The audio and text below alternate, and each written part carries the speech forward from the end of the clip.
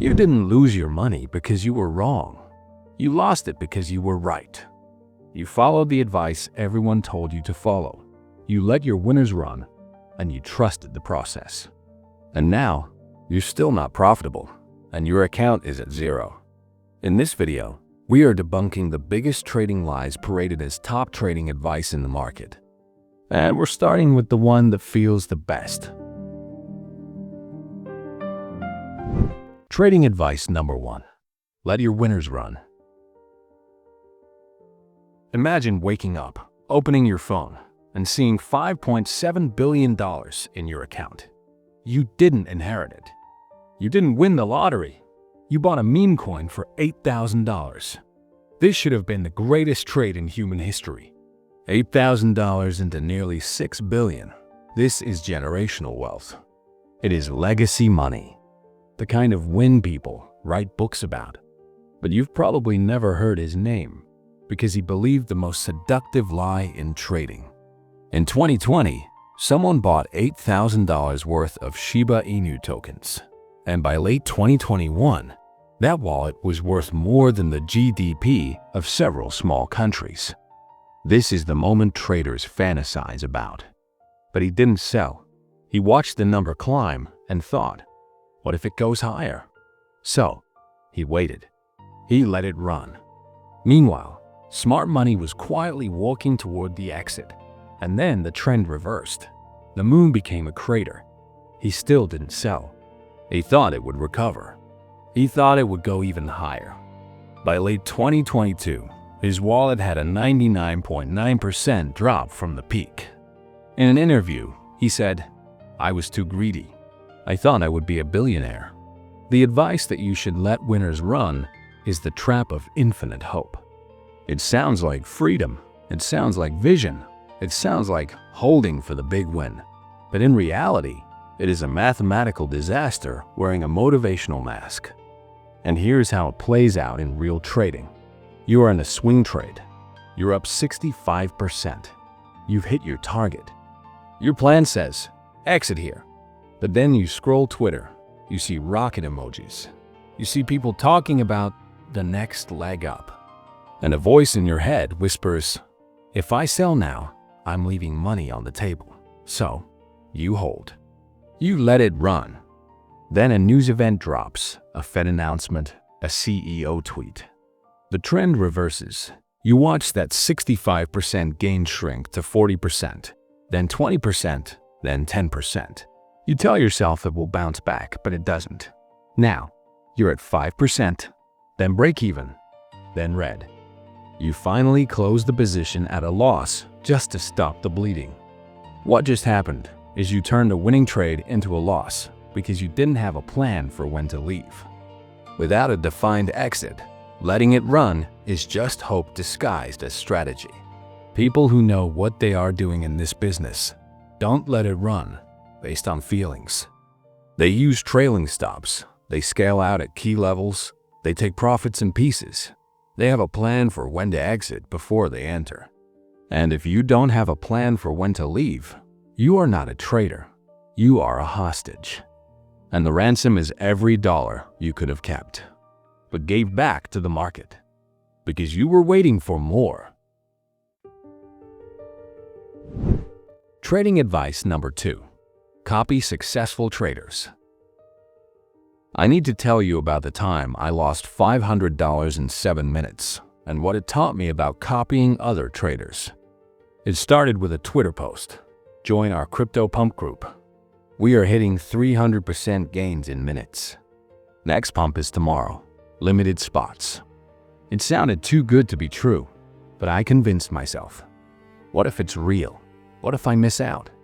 So, I joined the Telegram group. The group had 15,000 plus members with screenshots everywhere. People were claiming they had turned $200 into $3,000 overnight. Here's how it was supposed to work. At exactly 3 p.m., the admins would announce a coin. Everyone would buy at once, creating a massive price spike, the pump. Then we would all sell at the top and walk away with easy profits. It was super simple, coordinated, and foolproof. Except for one thing I didn't realize until it was too late. I wasn't part of the plan. I was the plan. Here is what actually happened. The admins already knew which coin they were pumping hours, maybe days in advance. They had quietly bought massive positions at rock-bottom prices. Then they announced the coin to the group. The 15,000 of us panic bought, driving the price up instantly. And in that exact moment, while we were all congratulating ourselves on being early, the admins were selling, dumping their bags onto us, and cashing out at the peak we just created for them. By the time I clicked buy, the price had already spiked 200%. And by the time my order filled, it had started crashing. Within 3 minutes, I was down 40%. Within 7 minutes, the coin was worth less than when it started.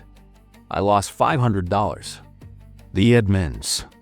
You can say they had a good trading day, taking hundreds of thousands of dollars off people like me.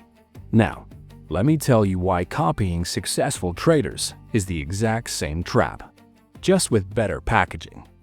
You see a big trader post a screenshot, $100,000 profit on a single trade.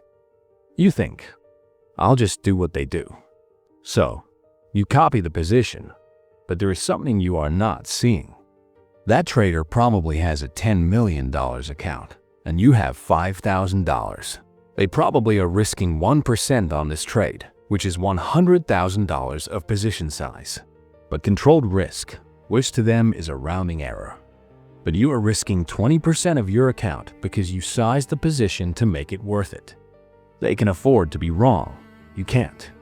This is the real problem, and it is exactly what I learned from that pump group. You can't borrow someone else's conviction. Just like I didn't know the admins had already bought before announcing the pump. You don't know the real entry price of the trader you are copying. You don't know their hedge positions. You don't know their exit plan, their risk tolerance, their account size, and their psychological breaking point. You're copying the what without understanding the why. You don't know if this position is 10% of their portfolio or their entire thesis. You don't know if they are hedged with options or holding offsetting positions you can't see. You're simply flying blind in someone else's plane. By the time they tell you they sold, you are already the exit liquidity, and that profit screenshot they posted, you most likely helped pay for it. Just like in the pump group, where I was buying what the admins were selling. When you copy traders, you are often doing the same thing, just slower and with better optics. That is not trading, that is being the mark. Trading advice number 3. You can't go broke taking profits. This is the coward's cliche. It is what people say to make premature exits sound like wisdom instead of fear. But the cold, hard math is, you absolutely can go broke taking profits. Let me show you how. Say your average loss is $500, but you are scared. So every time you are up $100, you grab it. You lock it in. You take your profit and feel smart about it. You just destroyed your account. You just don't know it yet. And here is why. To break even with that math, you need to win over 85% of your trades. Think about that, 85%. Even the best traders in the world don't win that consistently, but you need to, just to stay flat. Now let's say you have a bad week, and you have 3 losses in a row. That is $1,500 gone. To recover that, you will need 15 winning trades at $100 each. That is 15 perfect executions. 15 times where the setup works, you enter clean, and you exit at your tiny profit target before anything goes wrong.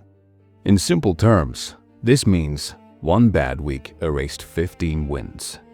This is why you see traders who look successful, posting wins, they're green most days, but their accounts are slowly dying. They are winning battles, but they are losing the war. Because the math doesn't care about your win rate if your wins are smaller than your losses. You need your winners to be bigger than your losers. Period. If you cut winners short out of fear, you are not locking in profits. You are bleeding out in slow motion. You're feeding the market your account, one small win at a time, until there is nothing left. Trading advice number 4. The right strategy makes trading easy. This is the myth of the Holy Grail, that there is no easy in trading. There are only different types of hard. Let me show you what I mean. January 2021, a trader discovered a moving average crossover strategy. If the 50-day moving averages crosses above the 200-day, it's a buy. When it crosses below, it's a sell signal. It was simple, clean, and mechanical, and it was printing money. Every signal catches a trend, every entry runs. The bull market was rewarding exactly this approach. In 3 months, he was up 40%. He started thinking, this is it. I have solved trading. All I have to do is just follow the signals. He tells people he is a trader now. He starts calculating how much he will make if he keeps this up. Maybe even quit his job. Then 2022 arrives. The bull market ends, and the market goes sideways, choppy, whipsawing, and range-bound. Now every crossover is a fake-out. The 50-day crosses above the 200-day. He buys. 2 days later, it crosses back down. Money is lost. It crosses up again, buy again, whipsaw, another loss. This happens 5 times, then 10, then 15. Then he gave back 3 months of gains in 6 weeks. This is what happened. He didn't find a strategy that makes trading easy. He found a strategy that happened to fit the market conditions at that moment. The crossover strategy was built for trending markets, and it thrived when prices moved in one direction for months. But when the market regime changed to choppy, range-bound condition, the strategy is getting slaughtered. Not because he was executing it wrong, but because it is the wrong tool for the current environment. Trading is permanently difficult, just in different ways at different times. The market isn't a puzzle you solve once and you are done. It is a constantly shifting environment designed to take money from the maximum number of people at the most inconvenient times. Every edge eventually dulls. Every pattern eventually breaks. Every proven system eventually stops working. Not because people are doing it wrong, but because the market evolves faster than any single approach can keep up with. So, what do? You don't look for an easy strategy. You look for a strategy with the type of difficulty you can tolerate because every approach has a cost. You will be wrong 60 to 70% of the time. You will sit through brutal drawdowns while range traders make money. The cost for you is months of losses waiting for the next trend, plus the psychological torture of watching your system fail repeatedly. It is not a question of what strategy makes trading easy. The question is, which type of hard can I handle? Can you tolerate being wrong 70% of the time if it means your winners are massive? Or do you need frequent wins to stay confident, even if it means smaller profits? Can you handle sitting through months of drawdowns waiting for trends? Or do you need constant action and quick feedback? Can you adapt when market conditions change? Or do you need one system that just works so you can execute mechanically? The right strategy doesn't make trading easy. It makes the difficulty compatible with your psychology. The traders who survive aren't the ones who found some magical system that never struggles. No, they are simply the ones who found a struggle they can live with and either stick with it through the bad times or adapt when conditions demand it. That is not the same as easy, but it is the only thing that actually works. Trading advice number 5. Every setback is a setup for a comeback. We all love a good comeback story. The underdog who loses everything, digs deep, and rises from the ashes. It is inspiring, it is cinematic, but it is complete bullshit when applied to trading. Because sometimes a trading setback isn't a setup for anything. Sometimes it is just a warning that you are bad at this. Framing every loss as part of some grand narrative arc keeps you from seeing the actual problem. Your lack of discipline, your inability to accept losses, your need to win it back, instead of moving on, your addiction to the drama. Sometimes you don't need a comeback. You need to stop. Probably walk away and realize that you are the problem, not the market, not bad luck, not this one trade. The problem is you. But don't get me wrong. I'm not saying you fail and learn from it.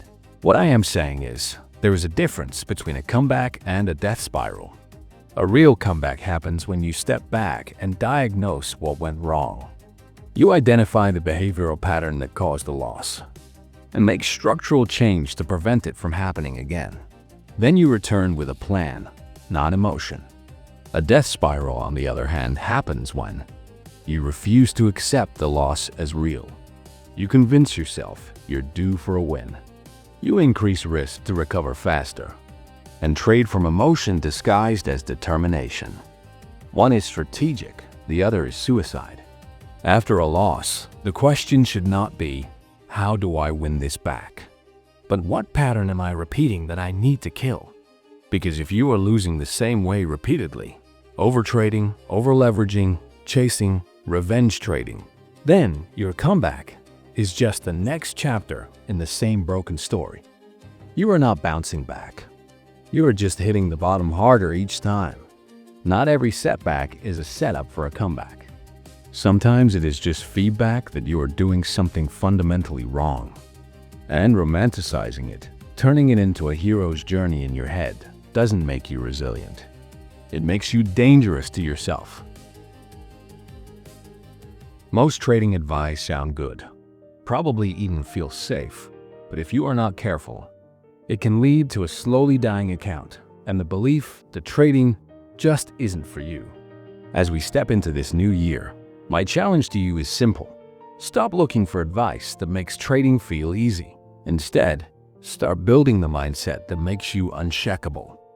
Because the market will always find new ways to test you, new volatility, new regimes, new psychological traps disguised as opportunity.